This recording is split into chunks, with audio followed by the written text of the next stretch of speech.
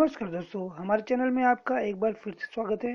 दोस्तों, अगर आप हमारे चैनल पर नए हैं तो प्लीज़ आप हमारे चैनल को सब्सक्राइब कर लें और बेल आइकन को दबाना ना भूलें।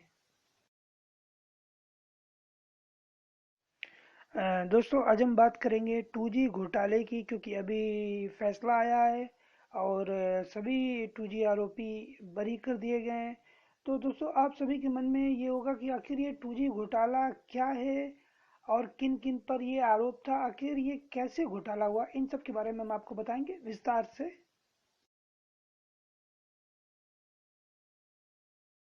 दिल्ली की एक अदालत ने 2G घोटाले मामले में जिन 14 लोगों और 3 कंपनियों पर आरोप लगा था, उन सबको बरी कर दिया है। इन लोगों के खिलाफ धारा 409 के तहत आपराधिक विश्वासघात और धारा 120 बी के तहत आपराधिक षड्यंत्र के आरोप लगाए गए थे, लेकिन अदालत को कोई खास ठोस सबूत नहीं मिला।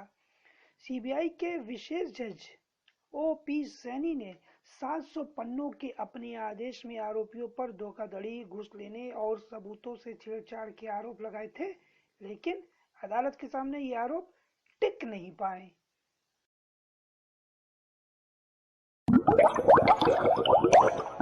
तो आखिर क्या था 2G घोटाला? अब तक 2G घोटाला को भारत का सबसे बड़ा आर्थिक घपला माना जाता था।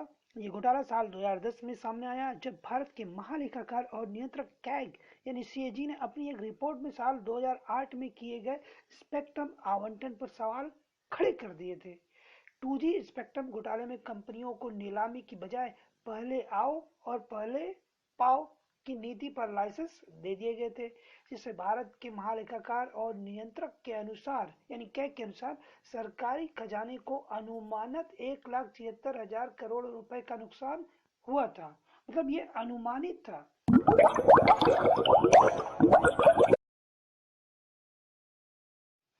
इस पर यह आरोप लगाया गया था कि अगर लाइसेंस नीलामी के आधार पर दिए जाते तो खजाने को कम से कम 1,76,000 करोड़ रुपए और हासिल हो सकते थे। यानी एक कल्पना मात्र थी। हालांकि महालेखाकार के अनुसार नुकसान के आंकड़ों पर कई तरह के आरोप थे, लेकिन ये एक बड़ा राजनीतिक विवाद बन गया था और मामले पर देश के सर्वोच्च न्यायालय में याचिका भी दाखिल की गई थी। भारत में घोटालों के लंबे इतिहास में सबसे बड़ा बताया जाने वाला इस मामले में प्रधानमंत्री कार्यालय और तत्कालीन वित्त मंत्री पी चिदम्बरम पर भी सवाल उठाए गए। इस मामले में ए राजा के अलावा मुख्य जांच एजेंसी सीबीआई ने सीधे सीधे कई और हस्ती और कंपनियों पर आरोप तय कर दिए थे। पूर्व दूरसंचार मंत्री पर आरोप था कि उन्होंने साल 2001 में तय की गई दरों पर स्पेक्ट्रम बेच दिया। ये दरें 2001 में तय की गई थी, इसकी तरजीह पे ये बेच दिया गया था। इसमें उनकी पसंदीदा कंपनियों को तरजीह दी गई। करीब 15 महीने तक जेल में रहने के बाद ए राजा को हाल ही में जमानत मिली है दोस्तों।